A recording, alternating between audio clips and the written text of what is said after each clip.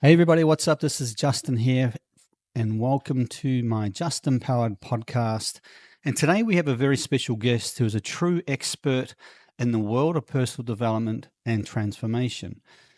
Andrew Matthews has dedicated his life to helping people tap into the power of their minds and manifest what it is that they truly desire. And with years of experience, powerful insights, and practical tools, he's helped transform the lives of many people. And Andrew Matthews' books have sold over 8 million copies in 48 languages. His first book, Being Happy, which is a great book, by the way, and I highly recommend you get it, became a global bestseller. And his other titles, including Follow Your Heart, Being a Happy Teen, Happiness in Hard Times, and his latest book, which I have in front of me.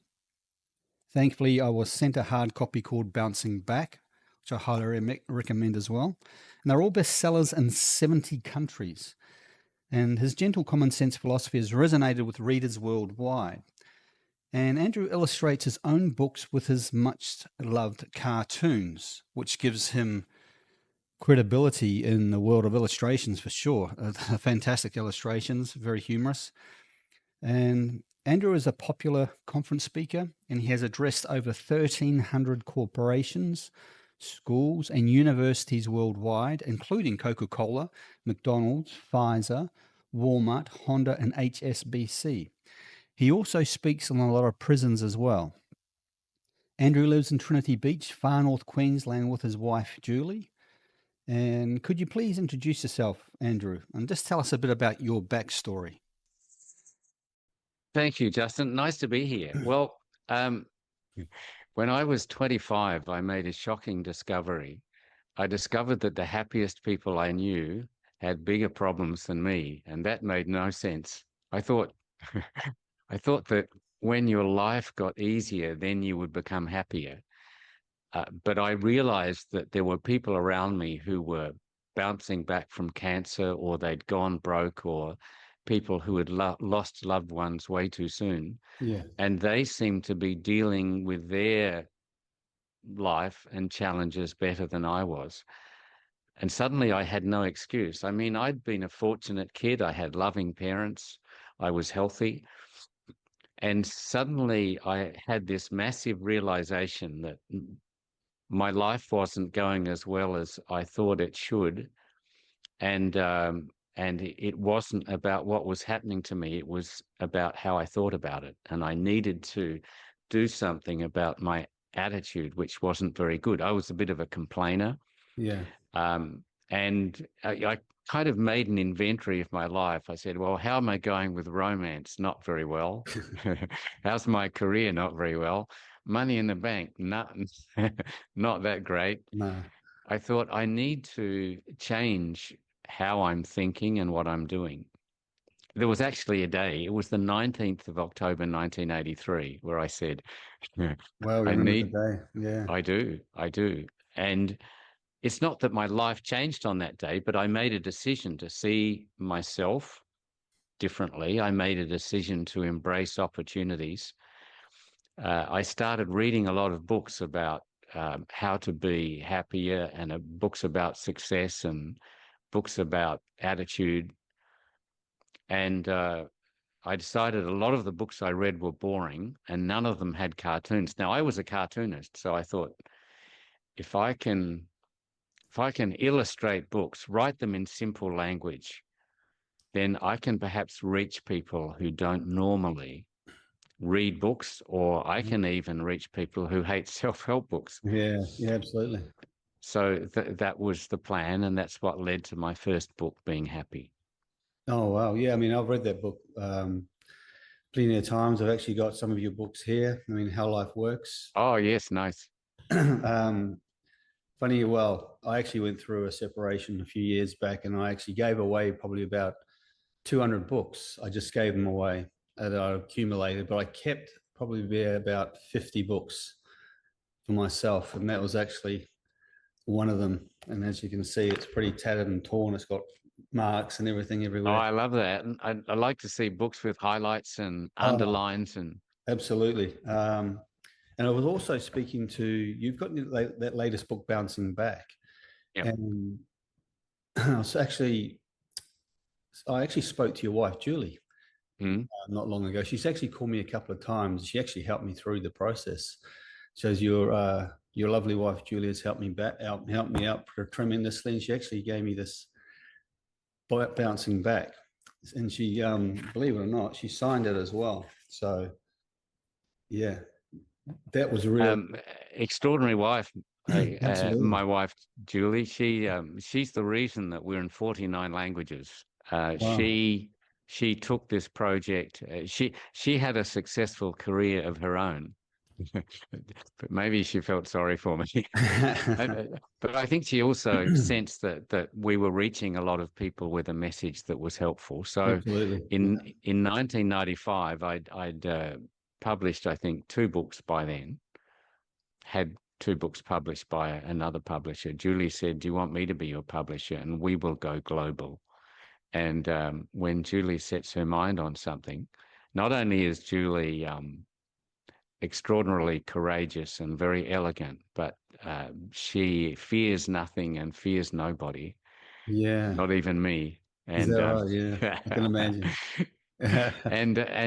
so one of the nice things about so many nice things about Julie is that we will get emails, and we get a lot of emails from readers, and she will call up the person like you who sent the email and say Yeah, it's hi. amazing. Yeah. Yeah.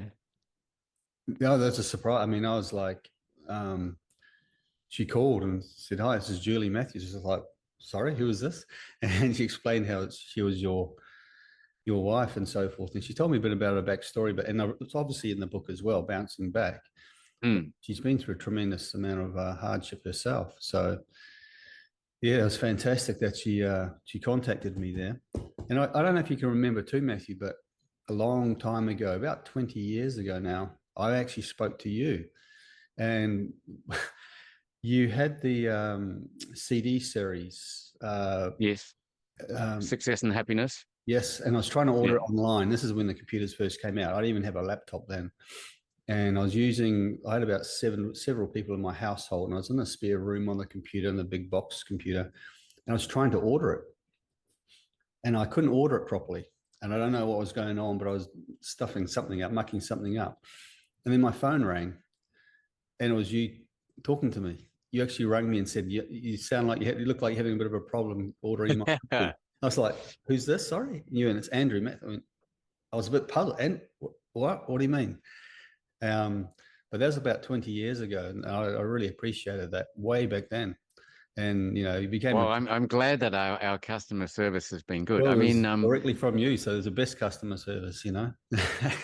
one of the joys for me is talking to readers and hearing stories from readers, and so bouncing back is actually a book of so many stories of Yes. extraordinary readers who have inspired me and shown more grit and courage than I have ever Yeah. had to Yeah. muster up. Mm. Yeah, Yeah. I mean, and mm, sorry, carry on. yeah, that's it. And so it's always nice, like, to connect with you and find out that the books have been helpful. Oh, That's absolutely. mm. So you say happy people focus on what they have, and unhappy people focus on what's missing. And this is one of your key messages in your book, Bouncing Back.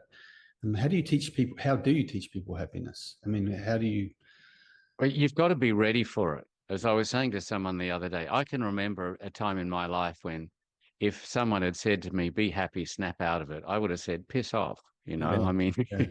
Yeah. you just you've got, sometimes you need to be on your knees. As I mentioned earlier, there was a point where I realized that it's not the world, it's obviously me.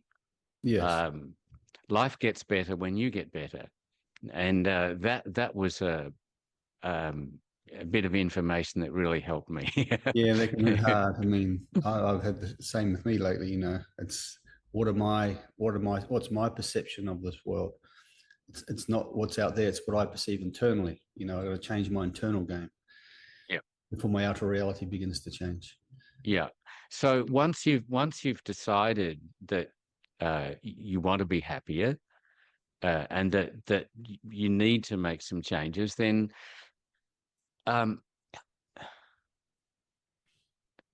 if you have ever seen a toddler and he's crawling around on the furniture at home and he falls on his head, and the first thing he does is he looks around to see who's watching, and based on the audience, he decides whether he's going to laugh or cry. And we think Mm, that's really cute. mm, But what we might forget is that we're exactly the same. We're always making decisions. Am I going to let myself be upset or not? You're out on the freeway and a car cuts in front of you. You make an instant decision. Am I going to be upset or not? Is this going to ruin my day? So, firstly, we realize that our happiness is a choice we make by what we focus on. We find in life what we look for. So our happiness is very much about the questions we ask ourselves. What do I love about my job? What do I love about my girlfriend? What do I love about living here? What's good about living in 2025? Sure, there's some things that are worrying us. 4 years ago we had COVID, and now we've got an international situation where some people are doing some crazy things and saying crazy things, but at the same time, we've still got today we've got plenty of good air to breathe in most places in the world, and we've got people around us that we love. What am I going to focus on today? yeah, absolutely. And I think you're hit the nail on the head because many people, and I find myself doing the same, focusing on things that we don't have or things that we lack. But if you actually take into account what do you actually have, you'd be surprised, especially in the Western world. You there's so many things to be thankful for and to appreciate. And it's not until we actually stop and think about it, we realize how good we've actually got it. Many people have it. Um, in my sales job, whenever I remember, used to drive around a lot, and I used to, whenever I was having a down day or bad day, and then you see someone's pedestrian crossing, you can't even walk properly, or who's disabled in some way, and it puts it into perspective. It makes you realize Yeah, that you've got it. so much of it is about perspective. There's a fellow that I write about in Bouncing Back, who many of us will have seen on YouTube or on TV, Nick Vujicic, the guy that was born with no arms and no Yeah, legs. yes. And as a teenager, he tried to drown himself in the bath. He thought, Oh, really? Wow. is there no other purpose for my life except to be the butt of people's jokes and to be bullied at school? And then when he was around about 13, he said to himself, what if I was to focus not on what I can't do, but what if I was to focus on what I can do? And he thought, what I can do is inspire people. Mm. And so he wrote to about 70 schools and said, can I come and speak to you about my story, and maybe I can inspire your students? And all the schools said, no, not interested. Yeah. But he didn't quit. And he started speaking to small church groups. And from there, he spoke to larger groups. And now he will fill stadiums in places like the Philippines and in Poland. And I've spoken with him a few times. Wow. And Yeah. the guy that employs me to speak tells me that, and he pays these guys. He's my friend Richard. He said, Nick makes more in one day than many people make in a year for Wow. speaking.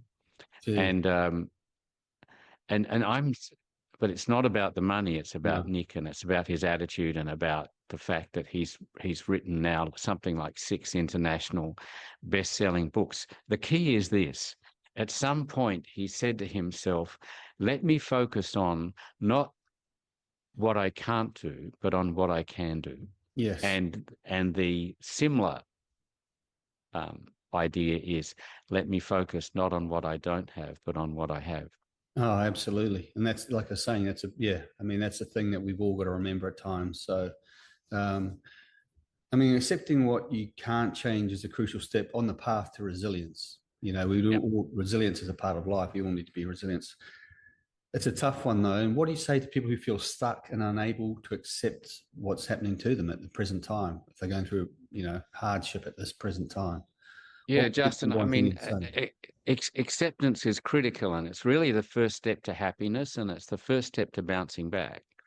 And when we get let down by life or by people, and our natural reaction is to be upset or angry. We lose our job, or we get dumped by our fiance, or we break our leg. Mm. The natural reaction is, well, this shouldn't have happened, and it's not fair. And perhaps we feel that if we don't accept it, then we won't be stuck with it. But the reverse is actually true. It's only by accepting things that we don't like that we can move on. And so acceptance is power. And I was reminded of this. A fellow wrote to me, he'd read Happiness in Hard Times. Mm. And he said to me, I was abused as a child in the church. And he said, I've spent the last 20 years going to therapy and reading books. And he said, it wasn't until I read the first chapter of Happiness in Hard Times, he said, where you talked about acceptance. No one had ever actually said to me, what you can do is you can accept this as part of your journey and then take on board what you've learned from it and how you've grown, and you Mm. can live a better life from now on.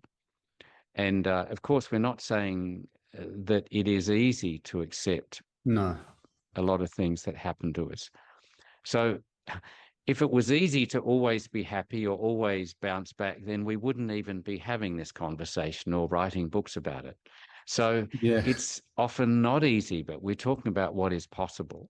And his message to me was, I spent 20 years of talking to professionals and reading books, and no one ever talked about the power of acceptance. This is what I've got. I wouldn't have chosen it. Now I take on board how I've learned and how I've grown, and I live a better life from this point. And that is something that we can all do. Oh, absolutely. Yeah. I mean, acceptance is one of those things that can be for many people hard for many people to take on. But like you've said, you've just got to learn to live with it, accept it, and move on. And unfortunately, many people, and I'm doing this myself, is to accept what has happened in my past, excuse me, and carry on with life in general. But don't dwell on it. Don't dwell on what's happened. Just accept it and move on, which can be hard for many people. Some people, living their whole lives and things that happened when they're early teens, when they're seven Yes. years old, they're still living that same pattern Yeah. throughout their whole life. Yeah. But it's becoming aware, I guess, of having that pattern, becoming aware of what's happened.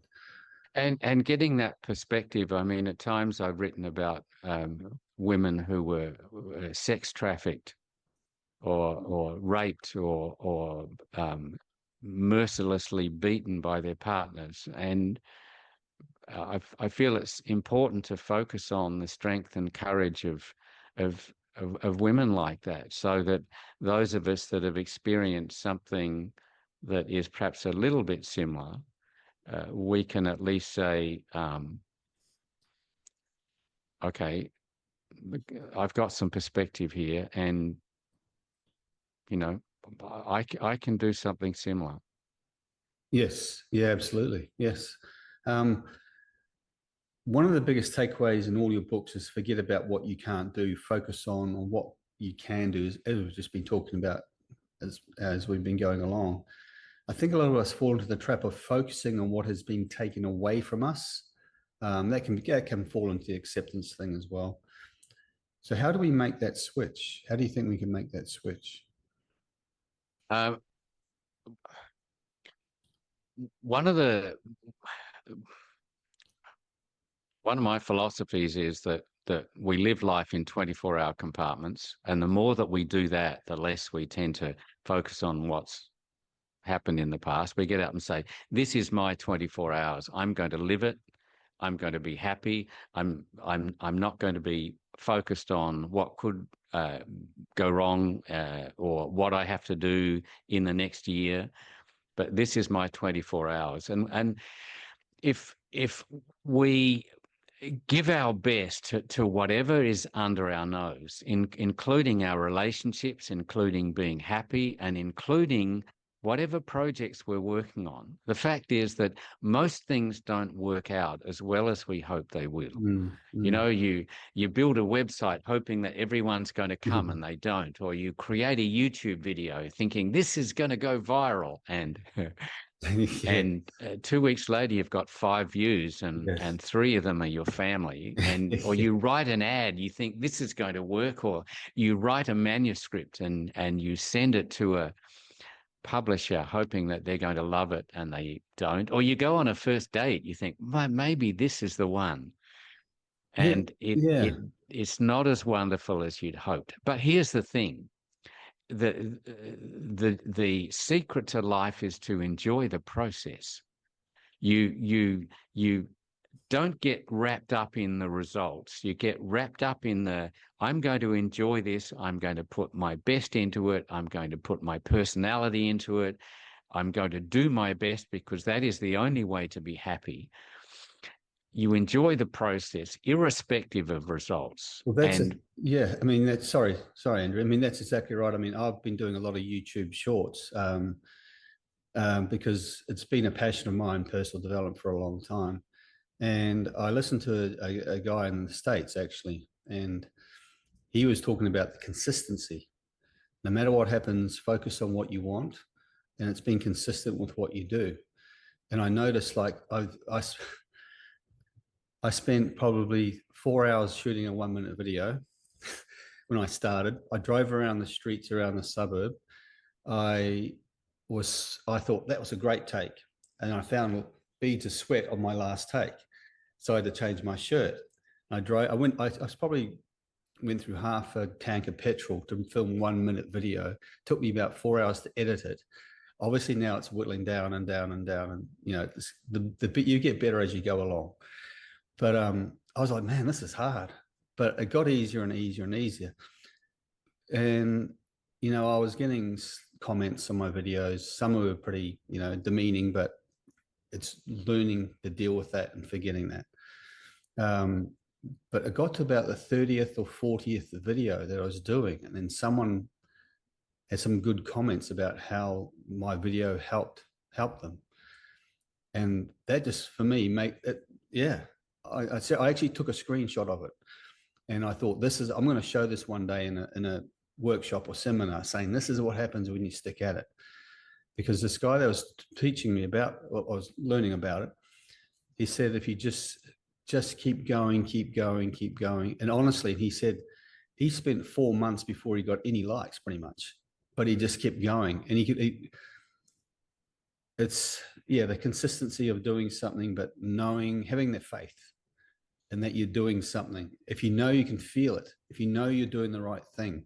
And of course, like you were saying before, I've got my family members saying thank you and please, you're great job. I love and appreciate that, yeah, but it's not until someone else you don't know starts saying something, you go, I've made an impact. And I didn't realize yeah. how much of making an impact on someone else would affect me personally. And I was like, wow, like, it was amazing. So, that's And what you're saying, Justin, is also that it's often when you least expect it, absolutely. and so life continues to delight and surprise us, that we're doing something that we think is of value, or it should be working, and we're expecting success to come from over here, and suddenly when we least expect it, it comes from over there. Yes, absolutely. And that's the thing. And then actually, I was having a bit of a down day. And then when I saw it, it was like, wow, it just made you feel so much more happier. And Yeah. that's what keeps you going. Yes. I shouldn't have to rely on that, but it's like just having that internal faith of knowing that you're making some kind of impact on somebody. Well, we need some encouragement at some point. Oh, Um, absolutely. Yeah, I mean, family encourages you, and all your friends encourage you. Now, I've got some friends who look at me sideways, going, "What are you?" But that's okay. They're not into the yeah, personal yeah. development. Well, and that's okay. That's them. And the important thing for those of us that are excited about personal development is that we not only whilst we're looking at sharing things that excite us, we're learning more and we're applying it to our own lives, Yes. so our life gets better. And here's the thing: one idea can change your life, and it may come from a book or a video. Um, One of the ideas that I share in Bouncing Back is it's not failure that crushes you. What hurts most is never having tried. Yes. And when we get to 85 years old, we're not going to be worrying about the things we tried that didn't work. We're more likely going to be thinking about the things we could have done, or the places we could have been, or the times we could have stood up for ourselves or stood up for someone else, or the times we could have just stood for something and we didn't. And you know, a lot of things don't work, and by the time we get to the ends of our life, we'll accept that. But the fact is, it's not failure that's the crushing thing. It's knowing that we could have done more and tried more and been more, but we weren't. Yes. Yeah, absolutely. That's the where I find myself at this point in time. I'm working on my own personal development side and my own kind of business at this point in time. And it's been on my mind for 10, 20, 30 years. And like doing these, like I was saying, doing these videos, out of the blue, I just thought to contact you. It was just came into my spark in my mind, contact Andrew. It's I guess it's because I was speaking to Julie as well. And I thought I needed to Mm. start, you got to start somewhere. Yeah. And what better place than start with someone that's been a, inspiration for me for such a long time. Hence the call. Um, but yeah, I mean, your book, when you talk about how happy people think, you believe that there is one major difference, which is gratitude. What do you think gratitude is so important in the process? The great thing about gratitude is you can't be grateful and angry at the same time. Mm, mm, You can't be grateful and resentful at the same time. And so gratitude is really our foundation, and it connects back to the questions that we ask ourselves. What do I love about today? What is good about the friends that I have? What is good about being born in our case, Australia, for example, and mm. and not being born in the Middle Ages, Yeah. in wherever. Um, so whenever we're feeling, that life is beating us up a bit, the way back is gratitude, and it's a fairly simple process. I mean, you don't need any skills. All you Mm. need to do is develop the habit of saying what's good about today. What's even if you've got a headache, well, 90% of my body is working. So Focus on the good points. Yeah. yeah, it's the difference between happy people and unhappy people. It's gratitude. Yeah. I mean, it can be so hard when you think, woe is me, being grateful. Which, because a lot of us, I mean, if you could get inside the heads of people every morning when they wake up, what's going through their mind, it's obviously a lot of it's not being grateful. It's, going to work and having, but it's well, you're able, the thing to be grateful for is you're able to work. You're able to get up, Yeah. even just small things like that. You don't take for granted. Um, Yeah, you hit upon that. So many people complain about their jobs, and I've said to them, imagine that you got to work on Monday morning and your boss said, "Go home. We don't need you anymore," mm, which has happened to oh, plenty of us at absolutely. some point. Yes. But suddenly you start to think, well, I'm not going to have all my fun colleagues, and I'm not going to be going out to lunch with the guys, and I'm not going to be able to pay my rent. And suddenly we think, actually, it was pretty good having this Yeah. job. Well, I mean, absolutely. And the thing, I guess I was talking to my kids as well, talking about school, and one of them is, I don't like school. And I was always remember when I was younger, and someone said they're probably the best days of your life. I was like, no, no, no, they're not my best. But you look back and you're like, you had all your friends there. You were taught, Yes. you were free, and you actually, it probably was one of the best times of your life. Yeah. Because you're young and you're free and you're running around the playground and so forth. But you take for granted, you could say. Well, yeah, which is why every so often, we hopefully every day we wake up and say, what's good about today? Yeah, absolutely. Yeah. Bouncing Back is your 12th book. You've got a lot of Yeah. books out there, which are fantastic. Where do you get most of the ideas for your books? Um, From the beginning, Justin, I was just trying to figure things out for myself. Um, I wrote Being Happy was the book that I wished I'd had. Uh, I, there were a lot of things about relationships that I thought were maybe pointers that helped me. So I wrote a book called Making Friends. That was my second book. Happiness in a Nutshell was a tiny little book that I just wanted to put some ideas and cartoons for people who maybe didn't like reading much. mm, Um, mm, Follow Your Heart was, I've been in one way or another doing what I loved since I left school. yes. And I had some thoughts about enjoying work and making a career out of things that you enjoy that may not necessarily be very easy. So initially, I made my career as an artist. I did some art teaching, but I was painting portraits and then I moved into being an author and a public speaker, all of which are challenging to make a living at. So there were things that I learned about doing what you loved and the possibility of loving your work and deciding to love your work, even if you're not doing the ideal job. So that led to Follow Your Heart, my own experience.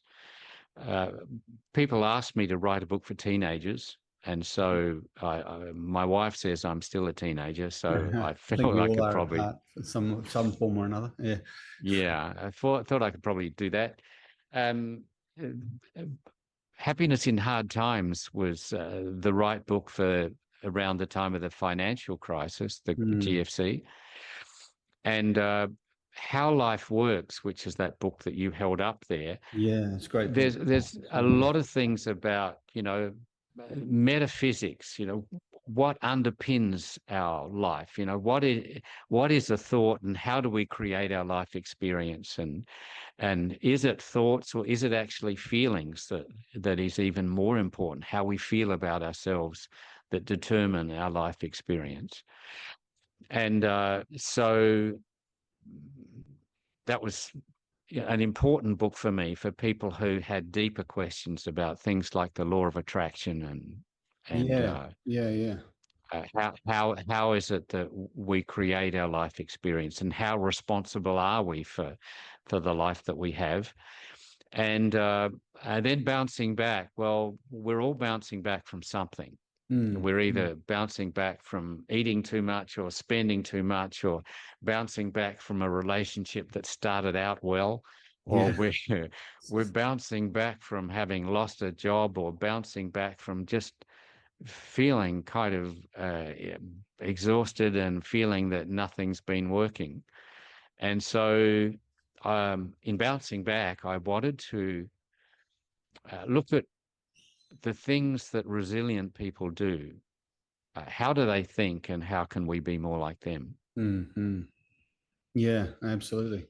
So that's a long question, a long answer to your short No, question. that's good. That's fine. But much of what I write about comes from my readers, Yes.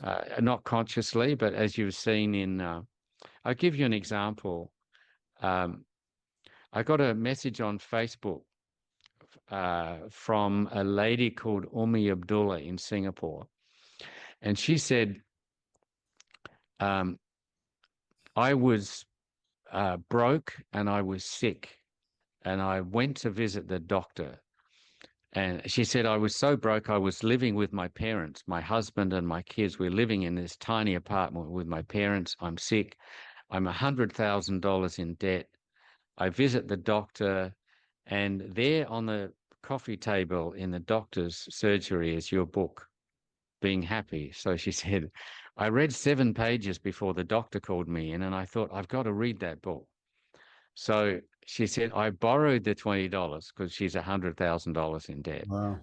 And she said, it changed my thinking.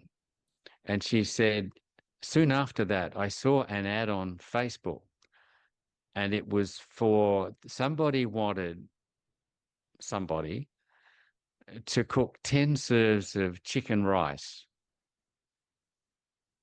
She said, I thought I can do that. So $3 a serve they wanted to pay, one of the most Yeah. popular dishes in Singapore. So she said, I bought $50 worth of ingredients, sold the food for $30. She said, I was now $20 down, but I was on my way. Yeah. And she Started. said, I started cooking for other people. And I was cooking and more cooking until I got thrown out of the apartment. And she said, I rented a commercial kitchen. Wow. And she said, I kept cooking. She said, now I own a catering company. I own a restaurant. Wow. And she said, thank you. Now, here's the point. She started small. And often we have to start small with whatever is in front of us. Yes. And now she has this huge business. Her restaurant in Singapore is on the Singapore Esplanade. For those of you who ever go to the Esplanade, Nush Noodle Bar. Nush noodle bar. Yeah.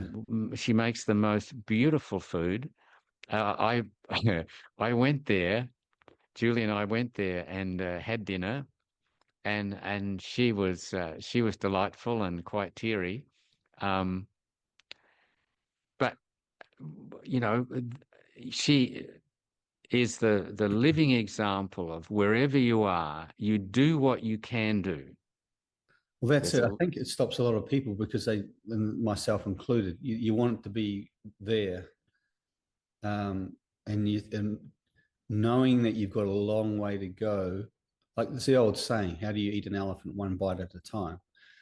And I think that stops a lot of people from going for what they want in their lives, from achieving what they want to do. It's such a big task that they don't look at the small steps to get there. They want to get there, it becomes overwhelming, you could say, yes, and they don't realize it. But you've got to realize that talking about metaphysics as well. I'm into that kind of thing myself, um, but and I was just learnt this somewhere in a book that what you will know will be revealed to you at the right time.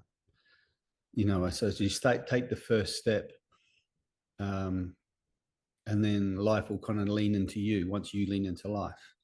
But you've got to take those first steps or take those action steps before that thought or that process will be known to you. yeah. A lot of people are comfortable with the idea that God helps those who help themselves. Exactly. That's where same. Yeah. Yes, And so you make a start and you do whatever you can, and there's always something small that you can do. Um, and also often it's you need to start doing some of the uncomfortable things because we've got to grow and get into new territory exactly. to It's change. No one likes change. A lot yeah, of people find it hard to make that change comfort zone. That's like I was going back to do my little short video. It was so hard to do at first, and anxiety was filling me. I was like, it's just a video. There's nothing. It's what's so big about that. But when I felt that, I knew that I was breaking through another barrier, yes, and I felt better for it. And people were like, well, how can you do? No, friends were like, how can you do this? How can you do that? I said, I just went for it, and I thought, this yeah, is the day I'm going to do it.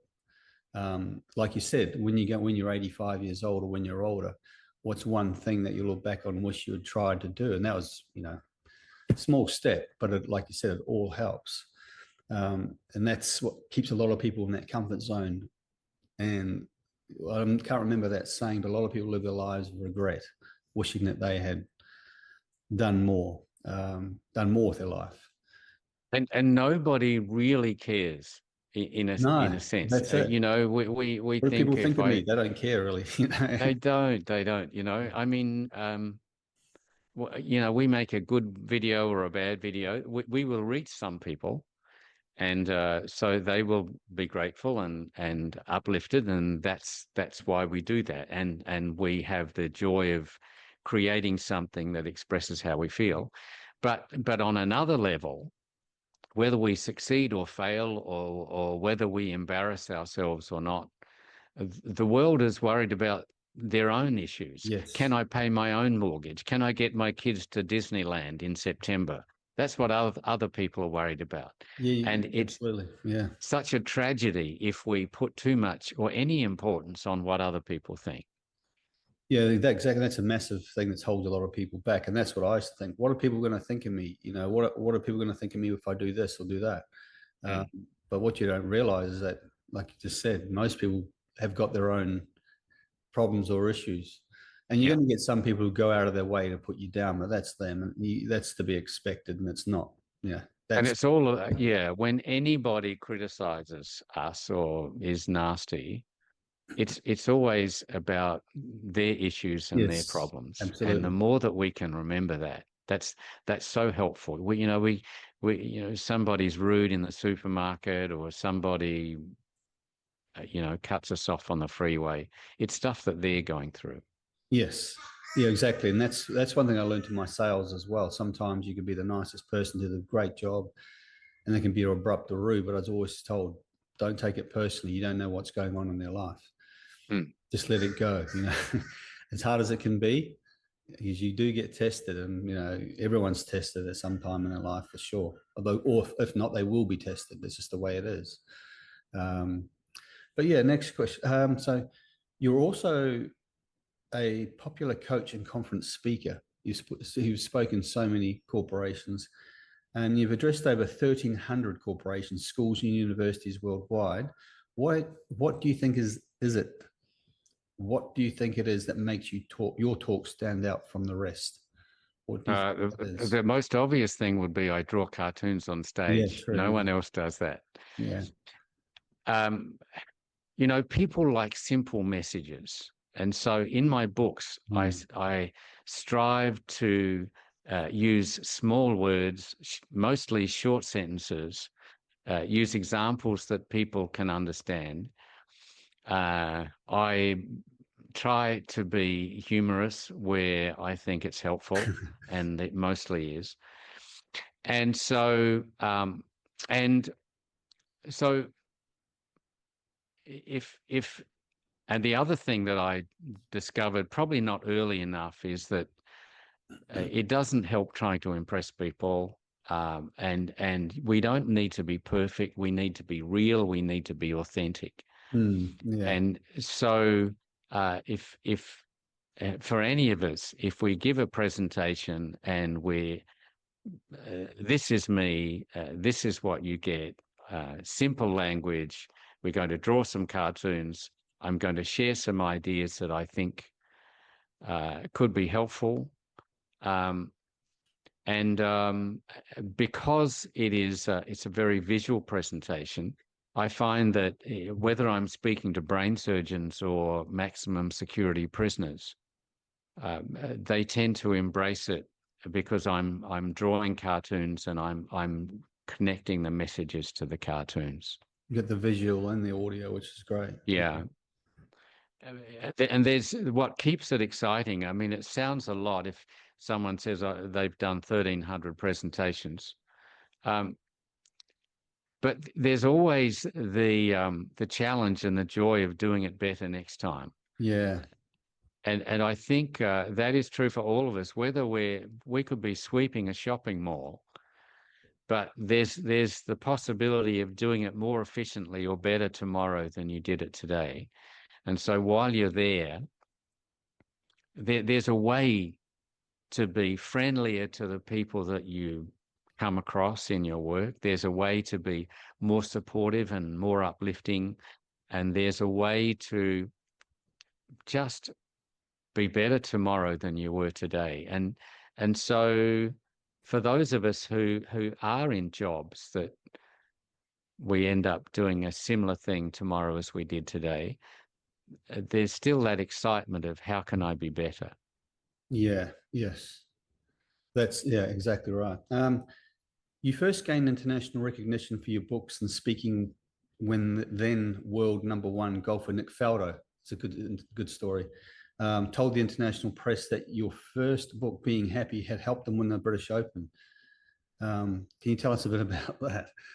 Well, I remember that was back in the days of when everyone had faxes, and I walked into my office one morning and there was like 10 meters of faxes on the Wow. like they were all joined together on the floor. It was all I like remember one the fact, roll. I thought, yeah. what is this?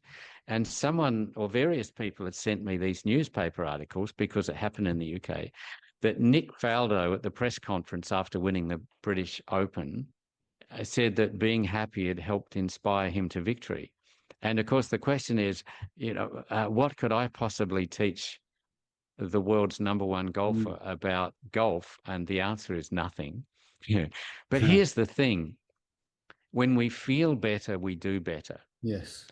And when Nick Faldo read Being Happy and felt maybe more lighthearted and more forgiving of his own mistakes and better about life in general, he began to play a better golf game, and particularly in that high pressure final round where it was nip and tuck for that whole final round. He really kept it together, and he managed to get over the line. And Wow. he wrote me a very nice letter to, say how the book had helped him and what he liked about it. So I mean that was a thrill, and I was going it to say it really must have been a helped. great plug for you. That's for sure. Yeah. Oh, it was wonderful. I mean, it and a lot of golfers were then Sandy Lyle. He was another golfer. He was using it, and David Ledbetter, who was the golf coach who gave the book to Nick Faldo. Um, that was a real thrill because I'm not a golfer, but No. to be a part of something like that was a real joy, and really kicked us off in the UK, Oh, really? Yeah, would especially. have. Yeah, Absolutely. Yeah. I yeah. mean, that's all you'd need, isn't it? Someone who's way like that. So, I And mean, it comes back to that when you least expect it, something comes. that's Uh, it. And that's it. I mean, it's just carrying on and moving on and on and on. Like when I first got hold of you, I went to the States. I went to a conference in Las Vegas called Funnel Hacking Live, FHL. And I actually was wondering, should I go? And it took me because it wasn't cheap. And I thought, in the back of my mind, I thought, should I do this thing? Because I flew by myself, I flew solo. In the back of my mind, I thought, you never know. You just never know someone that you might meet. And I did speak to a lot of people there, some fantastic people in the industry. But it's not even happening. It may not be that you get a break at that time, but you might, because I spoke to quite a few people there and networked and so forth. But it could be a year or two down the line where you're going for a particular job or going for a particular, wrote a particular book, and someone go, "I know Justin," you know. So you just don't know when these times are going to happen. Like you said, this is where you're going here, but you don't know. It could be years down the line, out of the blue, someone will help you out or do something for you. But that kind of resonated. And the funny thing was that when I actually pushed the button to buy the ticket to go, I actually felt better. I felt really good. And that's yeah, like going back to feeling. I think I knew that was my subconscious mind, my higher self, what you could call it, knew that was the right move to do, right move to take, yeah. if that makes Th- sense. Yes, there's a cartoon in Bouncing Back of a guy out fishing, and I say that life can be like fishing, and in that you get in your little boat and you pack your lunch and you go out and you put your line in and you get nothing, and you shift to another place and you put your line in and you get nothing, and you put your line in somewhere else, and then finally it's the end of the day, you think nothing's going to happen, and you're just gathering up your anchor and you're about to head back, and this big shark comes along and it scares the pants off this little fish that jumps into your boat. Yeah. And no way could you have planned it, No. and no way could you have organized it, but it happened because you were out there. Yes. And in that sense, life is like fishing, in that you have to be out there. You have to be putting your line in. You have to be somewhere where it's happening for the happy accidents and coincidences to happen. Yes. And when you're doing that, very likely that opportunity will come from somewhere that you least expect, but it comes from being out there and saying, I am Absolutely. doing this, giving it my best effort. Yeah, absolutely. And there's countless stories of, yeah. Sorry, I just had a few things go off my mind then. But yeah, no, you hit the nail on the head for sure. Um, Being happy, follow your heart, and being a happy team are used and recommended by even psychiatrists and psychologists to their patients the world over, which I highly recommend they do as well. They're also used as textbooks in schools, universities all over the world. What do you think makes them resonate, apart from the nice cartoons, with all the rest Yeah. and the messages, of course? Yeah, Justin, a lot of people are intimidated by books. Surprisingly, for those of us that read books, we perhaps forget that 90% of people don't even go into bookstores. Yeah. And there's a lot of people out there that just are uncomfortable or intimidated by books. And so um, my mission has always been to create books that feel a little bit more like a magazine, in that there's headings so Yeah. that people can see what this paragraph is about. There's a little bit of white space, so it seems like it's a bit more accessible. There are cartoons that can not only catch our attention and say, what's this cartoon doing here? But Mm. also the cartoons help us to remember the message. So I've always been conscious of, and my aim has been to create books that are friendly, accessible, easy to understand. And the other thing is not intimidating. I've read books where people say, you do what I do and you can be rich and happy like me. Oh, yeah. Yeah. And I want to throw that book. Yes. And my approach um, has been very much like, these are the mistakes that I made. This is the dumb stuff that I did. And this is what Justin did that worked so much better than what I did. And if you want to learn from Justin, that might be helpful. And people are a lot more likely to embrace that kind of message. Oh, absolutely. Yeah. It's none of this ego stuff, I guess, dropping the ego. Um, you've used your own remarkable life story as an inspiring example in your books. Can you tell us about that a bit more? Um, We've well, touched a bit about this, I but yeah. Yeah, I guess one of the things that people are interested to know is that I wrote a book before Being Happy. Being Happy was my first published book, but I wrote a book for children, kids book, and I'd heard that it can be difficult to get a publisher. So I decided I'm not going to send one manuscript off to one publisher, wait and see if they like it, and then send another one.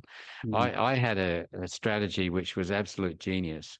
I decided I got a list of the 60 most likely publishers in the English speaking world, and I made 60 copies of my manuscript, and I sent it off to all 60.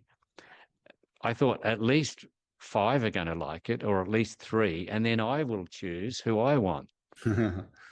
So off they went, and within a couple of weeks, I started getting these rejection slips, and soon I had 10, and then like 25, and then like 39, and then 45 Wow. and 56. And I couldn't believe it. 57, 58, 59, and 60. Wow. And then 61. Somebody wrote to me twice and Yeah. said, forget it. Well, yeah. And so that was my introduction to being a published author. And so I I wrote another book, and being happy, I was more selective about who I sent being happy to. I sent the manuscript to 17 publishers, and again, 100%, 17 rejections. How'd you keep going? You just, so how, Well, being happy, I believed that it had a message, and I believe here this was my goal. I want to write books that reach everyday people. I yes. want to write books that reach um, maybe a student or a mother of two who's at home looking after her kids, or a guy that's working in a post office.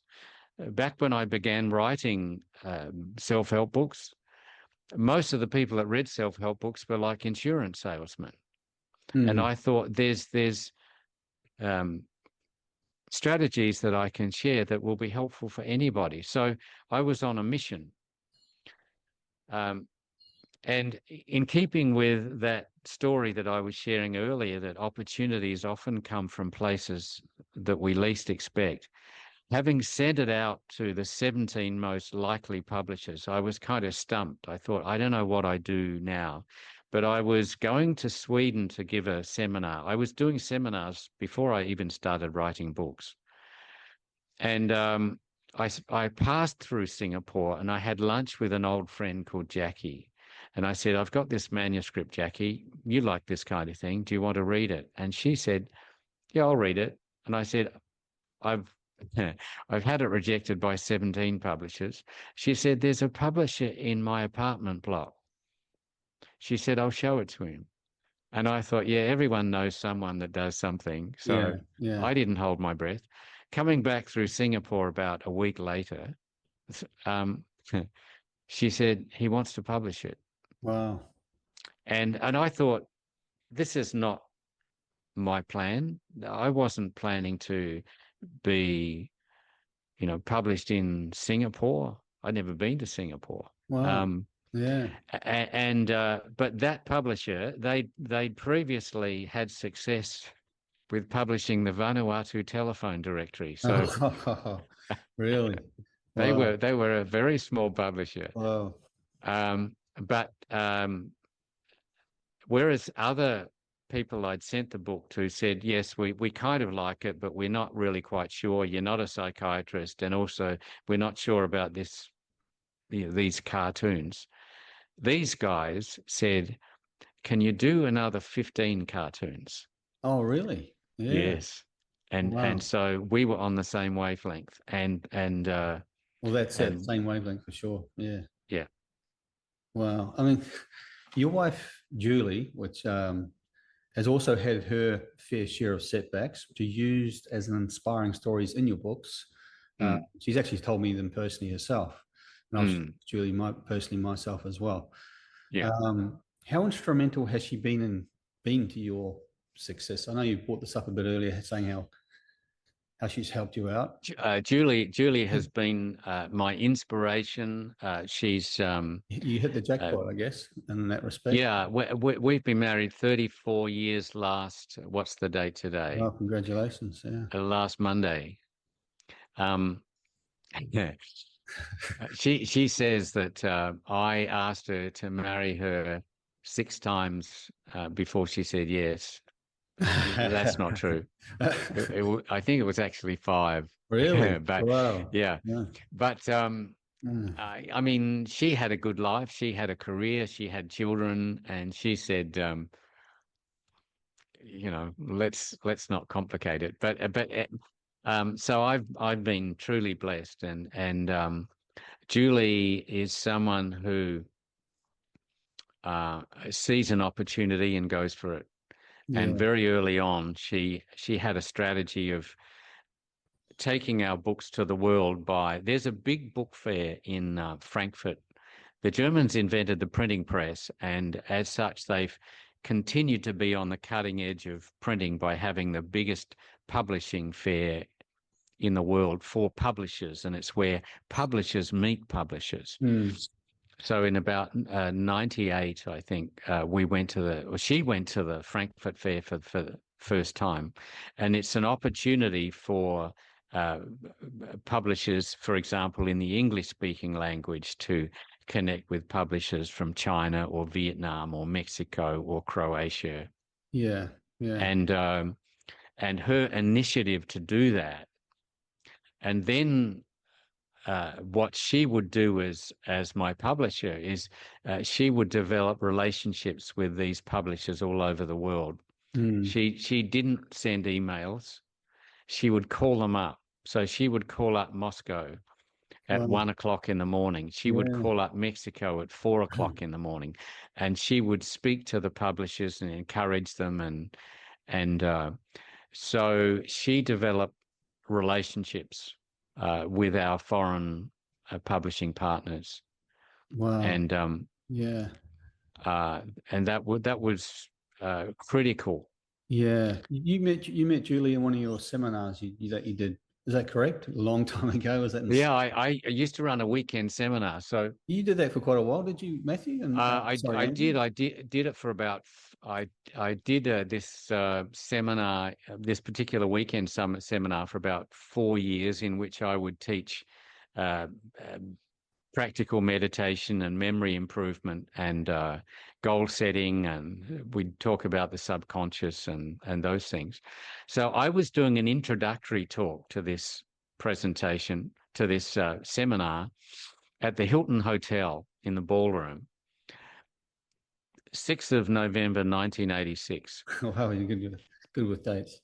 Yeah, who's counting? And in came this apparition, this beautiful, perfectly groomed, sophisticated lady. I didn't know who she was. Mm. Um, and I didn't actually speak to her that night, I don't think, but she left her details as someone who had attended the introductory evening, and she ended up coming to my weekend seminar. Um, she particularly wanted to learn to sleep better. Oh, really? Yeah. Yeah, it didn't help her. But there Wow. were maybe other benefits. So you ran that for 4 years. That's quite a long time. And how many would come into your? I'm just being a bit curious there. How many These weekend seminars I would have between about 20 and 60 on a weekend. every And weekend? I do it about every month. Oh, okay. Yeah. Oh, fantastic. And so that was um, I did the seminar. It was like a franchise seminar that was available at that time, Oh, and okay. then I was so inspired by what I learned from it that I became an instructor to teach it. And it was as a result of I was doing this seminar that I thought was really useful, but I had no credibility. And Right. I thought if I can maybe write a book that other people find helpful, then that will dovetail nicely into the seminars that I'm doing. Yes, absolutely. But in recent years, what I tend to do is keynote speeches at corporate conferences. Yeah. Yeah, okay. That's what you prefer these days? Oh yeah, it is. I mean, it's a lot of work to put together a seminar, and if you speak to Dell or Intel or HSBC, they've got the conference, they've got the people, they just invite you and you go and give a 1 hour presentation, and you've got And walk no out. expenses. They fly you there, Wow. and then you go home. So Wow. That sounds good. Sounds yeah, lovely. I should tell you this. Um, I think maybe an instructive story from various points of view. In around about, it was when I was about 25, 26, I met this guy called David Robinson. Right. And he said, "What do you want to do?" what's your ambition? Before I'm about to answer, he says, I want to be an international public speaker. I said, what do they do? He said, well, they fly around the world and they talk at seminars. And I'm a country kid. At this stage, I've never been to a seminar. I thought this all sounds a bit unrealistic to me. So anyway, about 3 months later, a friend of mine called Paul said to me, I've got these cassettes you got to listen to, a guy called James Rohn. James Rohn, I said, what, is he a rock singer? What does he do? He said, this is, mate, he said, this is personal development. You need to listen to these. So, okay, I take these cassettes home and I put them in my car. And this guy is saying things like, life gets better when you get better. He would say things like, spend 5 minutes complaining, you've wasted 5 minutes. Mm. I thought, I really I want to think like this guy. I want to be like this guy. So I'm in my car for maybe 45 minutes a day. So after 2 months, after a month, I think I'd listen to the tapes twice, all 12 tapes. After 2 years, I'd listened to the set 50 times. Wow. And I found that my thinking was changing. What I thought was possible for me was changing.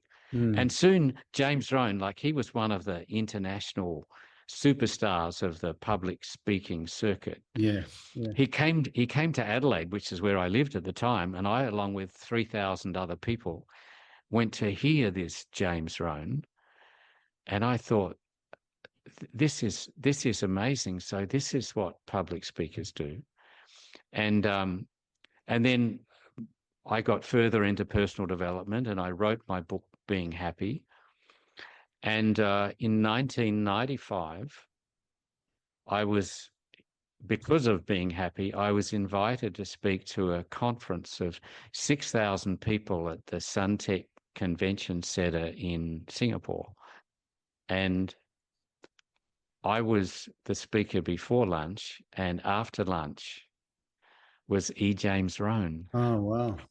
And I got to meet him, and we had breakfast. And so here's the thing: this kid who didn't even know what public speakers did or international public speakers did, the country kid, which is me,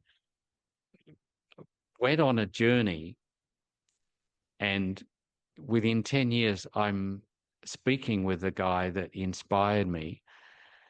It wasn't part of any master plan, but I think it does mean that if you do what is in front of you with enthusiasm and commitment and learn whatever you can, then it will take you extraordinary places. Yes. And the other thought is that there's such a power in having a mentor. You don't even need to meet that mentor.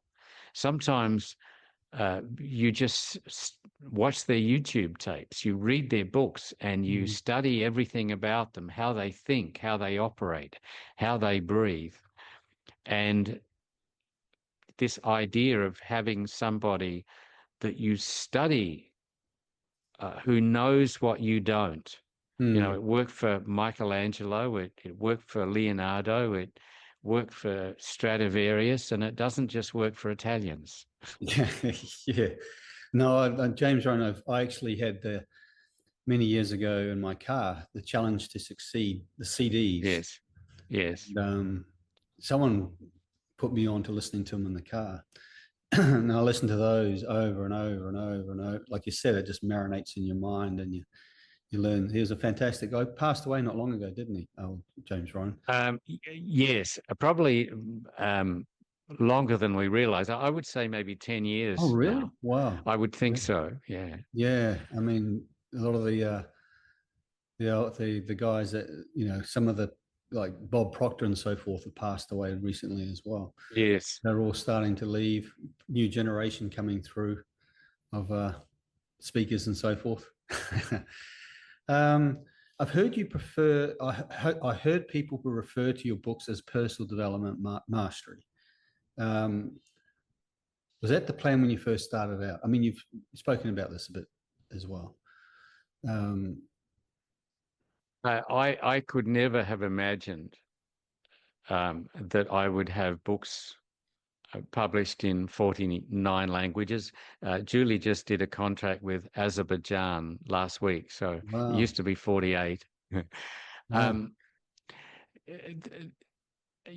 whenever you hear somebody who has achieved something that of which they're proud, you usually discover that they just did the best they could one day after another. yeah, And as we were talking earlier, when they least expected it, a new opportunity came along. So I never imagined that my books would be so widespread. The first, one of the first motivations for writing a book was to try to encourage people to come and do my weekend seminars.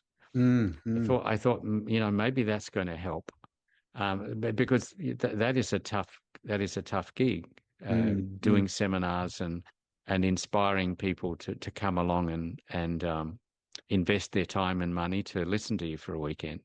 So yeah, so that was what I initially planned to do. But there's a lesson in there, I think, that if you put your personality into it, if you do what makes it uniquely yours, and you do what you do with love, then and enthusiasm, then you have a chance to take that thing further than you imagined. The mm, other thing about uh, books is the work starts after you finish the book.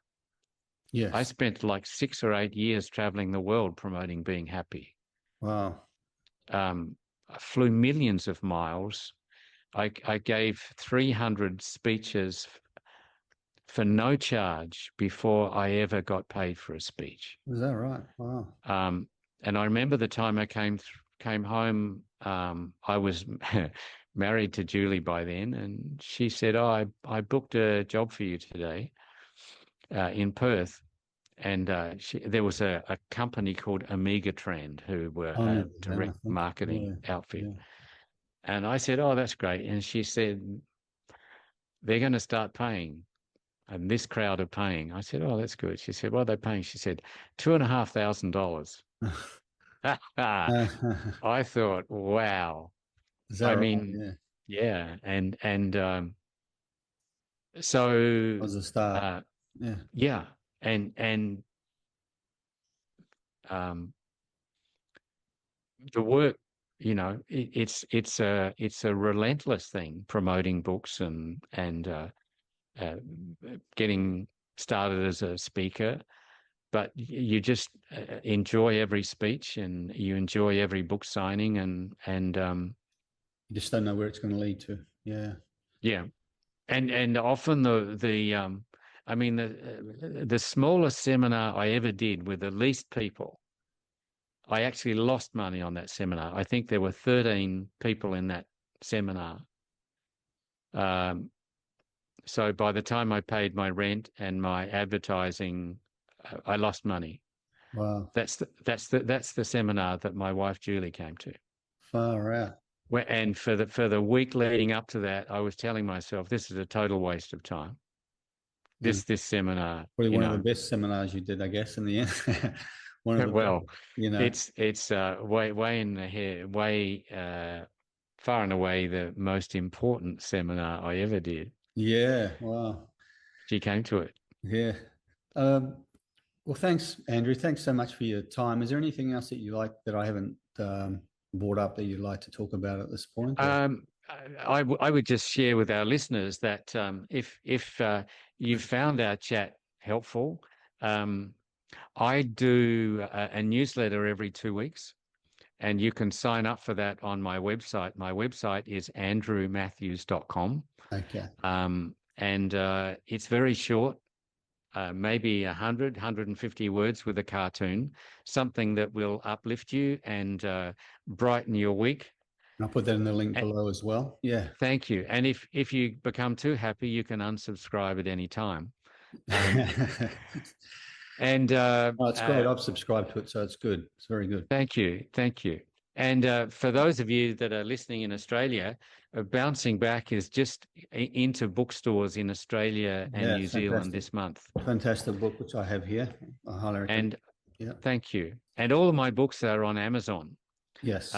in ebook or hard copy, or Bouncing Back and Follow Your Heart are both narrated by me as well in Audible. Oh, really? They're on Audible now. Okay, great. Mm. Oh, nice. Yeah, that's good to have on Audible. That's for sure. All right, Andrew. Thanks for your time. I appreciate that. I'll end it now, but thanks so much. It's been an honor talking to you. I've learned a lot from you. And is there any other books coming out apart from Bouncing Back? Or are you giving it a rest at this point? What I'm just finishing doing, Justin, is Being a Happy Teenager was published in 2001, and that was a very different world, for Yeah. teenagers, and the internet and social media and sexting and all of that sort of stuff, and it was a much more innocent place. And Yeah. Yes. so I've updated Being a Happy Teen, and that's coming out this year. And hopefully that can give a little bit of support and encouragement to a lot of our teenagers that are feeling overwhelmed and anxious. And Yeah. Oh, that'd be great. So you're going to do another mm, new version. Oh, fantastic. mm. All righty. Thanks, Matthew. Appreciate your time. Pleasure, Justin. And we'll chat soon. And I'll keep reading your books. Wish you all the best. No, you too. Thanks, Matthew. Really appreciate that. Pleasure. Bye. Thank you. Bye now.